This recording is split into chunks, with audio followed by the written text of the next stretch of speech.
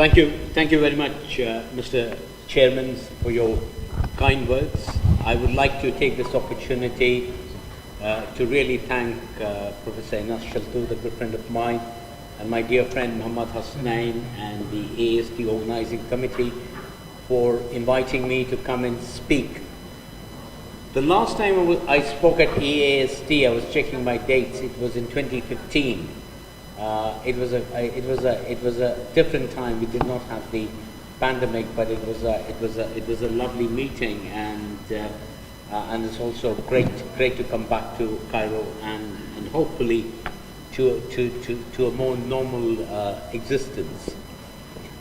Now, what I'm going to be talking today is around the diabetes. Yeah. You don't have a. What I'm going to be talking today is around diabetes and kidney disease.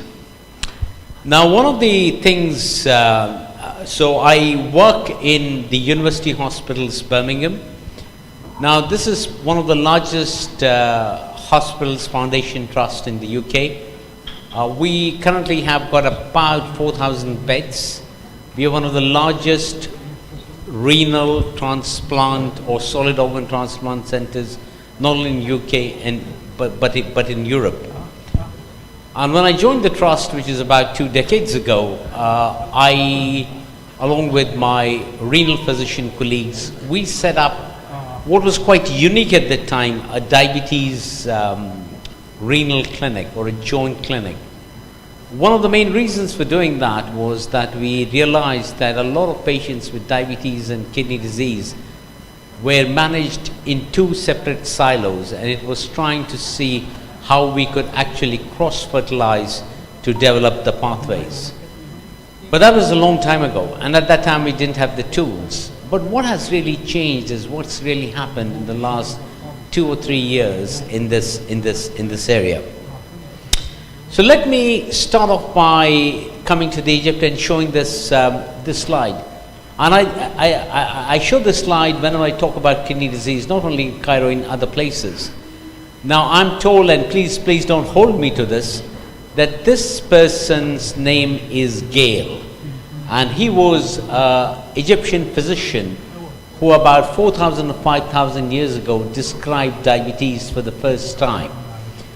And his description of diabetes was that this was a kidney disease.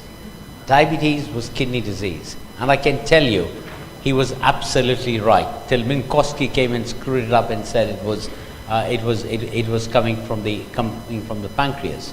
And the reason for that is that the kidney plays a very important role in not only in the whole of the diabetes as it's being seen now, but also in deciding how long a person with diabetes lives. Now this is quite a worrying data. Now this data actually shows that globally, when you look at renal replacement therapy, is actually increasing, and it is increasing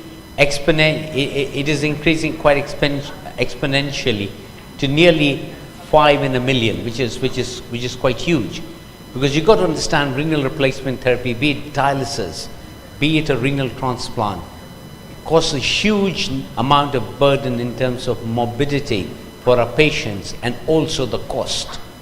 In the UK, any patient who goes on renal transplants requires the costing comes to about £30,000 a year. So that's a huge amount of money.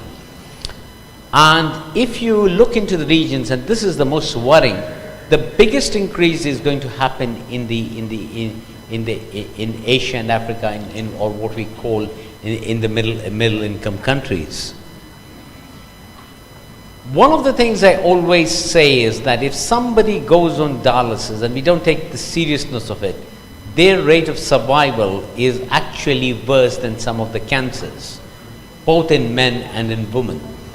But this is not really emphasized when it comes to either talking to the patients or through the commissioners or the fund holders, that if somebody goes on dialysis, they tend to do worse than, say, breast and prostate cancer and colorectal cancers in terms of mortality.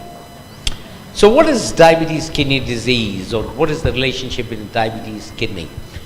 Now, whenever I talk to the medical students, I try and explain to them that this is the triad we are talking about.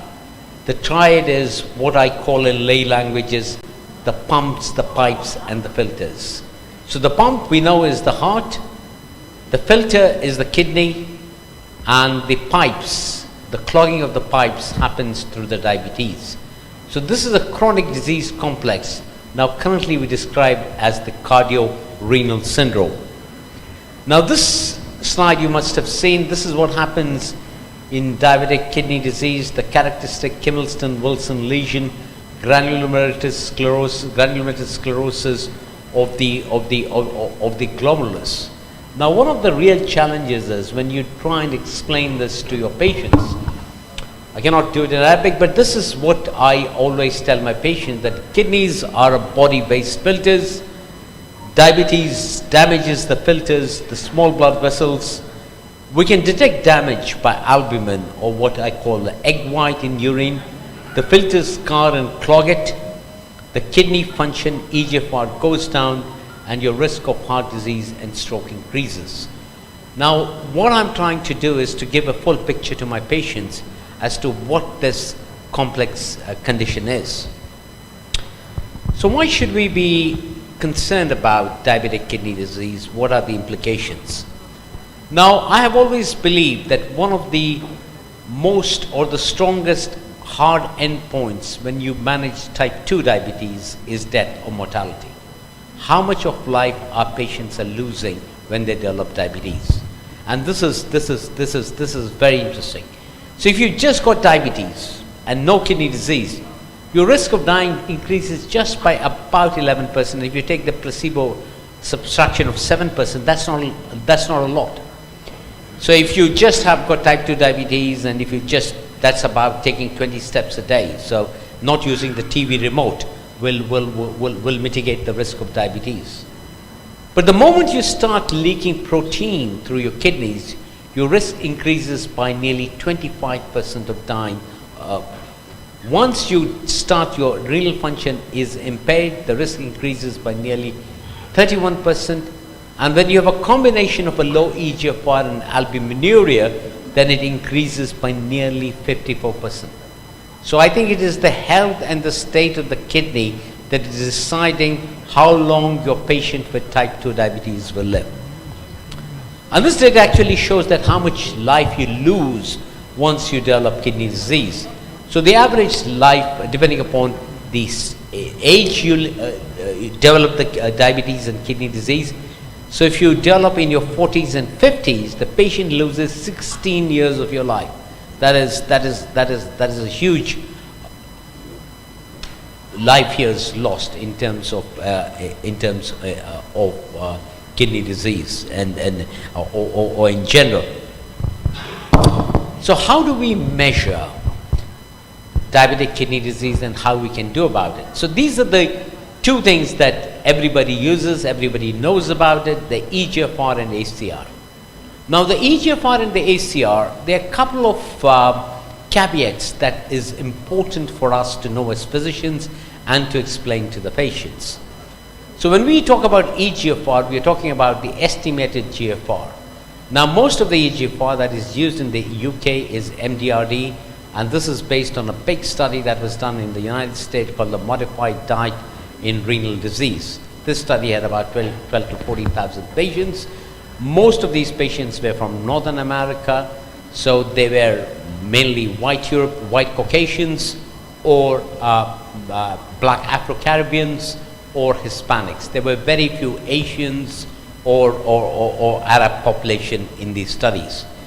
So the MDRD eGFR is an estimation. It's not the actual eGFR as you get when you do an inulin dye test and do the full eGFR.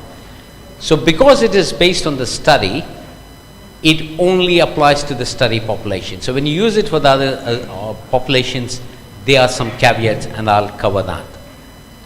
The second thing we got to remember is when we do an ACR or any kind of a measurements in terms of the protein leakage, again we got to remember there are lots of caveats. Say for example, if somebody has done a physical activity or has eaten a high protein diet or probably taken a run or has got urinary tract infection, the ACR can be elevated. So these two measures, if you're using it in the patients, single readings don't matter. It is the pattern, it's the graph, what is happening in terms of the increasing.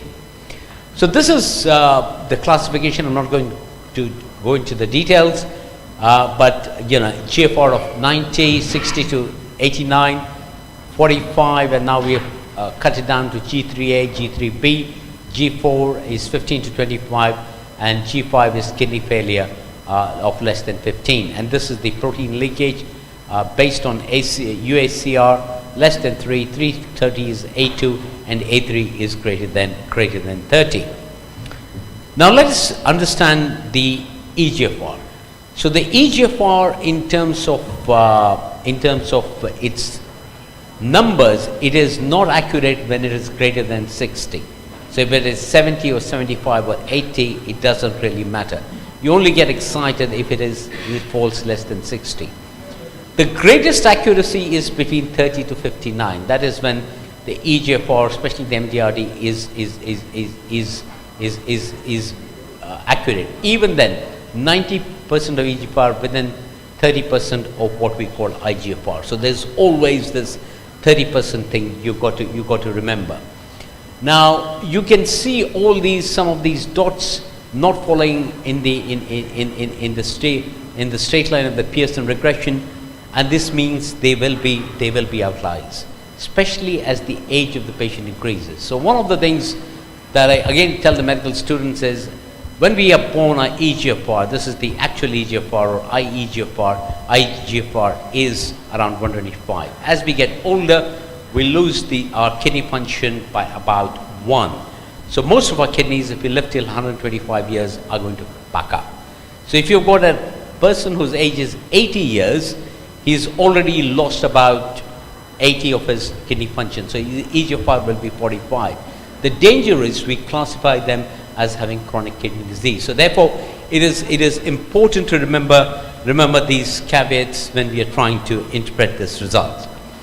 Because of this is what we have started using. So from this talk, if I want you to take one point away, please note this. And if you've got your phone, you can actually log in and have a look, or quickly put into your Google search kidneyfailurerisk.co.uk. Now what is this score and why is this more accurate? So it's a simple risk calculator where you put age in years, you put the sex, you put the EGFR depending upon whichever units you calculate the EGFR, and you give the urine albumin. So if you can put all these numbers and you put submit. So I have done it over here. These are the these is kind of a fictitious patients I put in. So the age is 56 years, sex is male, EGFR is 32, ACR is 135. So what is his risk of requiring end-stage kidney disease or renal replacement in 2 years and 5 years? Can anybody guess a number? Shout out any numbers. 2%, 3%, 10%? Okay, fine. So his risk of somebody like this developing kidney disease at 2 years is 6.9%, and at 5 years is 22.5%. That is a very, very high risk. So the current referral criteria, both by KDIGO as well as the Renal Association in the UK, is that if your 5-year risk of developing end-stage kidney disease by the kidney failure risk calculator is greater than 5%, then you should be referred to the renal physicians. So if the patient's risk is greater than 5% at 5 years, they should be referred. And this is what I try and explain to my patients, that your risk is now about 22%, and achieving a good blood pressure control can reduce your risk from 22% to 17%. An ACE inhibitor or a ARB can reduce your 5-year risk from 22% to 15%, and an SGLT2 inhibitors like dapagliflozin reduces your 5-year risk from 22% to 12%. So what I'm trying to do is show him actually his risk of going on to dialysis, which is quite important to a patient, and then looking at the interventions that are there and explaining to him that how much risk we can reduce. So let us try and see what are the treatment options. So when we started this clinic in early 2000, I think we had very little in terms of the treatment. So the only treatment that had worked were these two clinical trials which were published a few years earlier. One was renal, one was IDNT, one with losartan, one with irbesartan, showing a 16% reduction and a 20% reduction in terms of progression to renal failure in somebody with chronic kidney disease. And since then, we have been involved in a number of clinical trials which have been done to basically look at new therapeutic strategies. And this included almost anything that was known to man. We have been involved in a number of these clinical trials, and none of them showed any benefit. So this was a story of near failures. Then this happened, and I would try and spend a couple of minutes to try and explain this to you. So basically, this is somebody who's got normal kidneys. They don't have diabetes. They don't have diabetic kidney disease. And in these people, as we know, that the blood comes from the afferent arterioles. It passes through the glomerulus, through the Bowman's capsule, and then the blood comes out of the efferent arteriole. The afferent arteriole is slightly bigger, the efferent arteriole is smaller, but the blood passes and comes out. The blood pressure is normally maintained. But once you develop diabetes, because of hyperglycemia, because of hyperfiltration, more blood comes in through the afferent arterioles, so therefore the afferent arterioles become slightly bigger or it becomes dilated. Because the afferent arteriole is dilated and more blood is coming in, the renin-aldosterone angiotensin mechanism comes into place, and this constricts the efferent arteriole. So the afferent arteriole has become big, the efferent arteriole has become small, and this results in more pressure on the glomerulus and the Bowman's capsules, damaging the kidney. So this is the start of what we call the diabetic kidney disease or diabetic nephropathy, a dilated afferent arteriole and a constricted efferent arteriole, among the other changes. Now, what do ACE inhibitors do? So what the ACE inhibitors do is they act on the efferent arteriole, and the constriction which was there is reversed. So this was the only treatment in terms of the ACE and ARBs that was available for us for a few decades. Now, what the SGLT2 inhibitors, and I'm going to show you change some of the clinical trial data, shows that they actually reverses the efferent arteriole dilatation.